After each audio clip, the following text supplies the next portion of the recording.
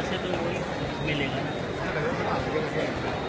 नहीं, you won't get an image यहाँ से मिलेगा।